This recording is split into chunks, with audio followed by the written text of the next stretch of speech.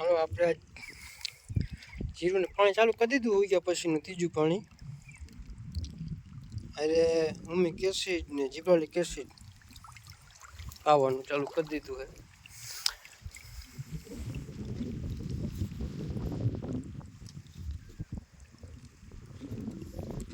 અમિક acid 12%, amino acid 12%.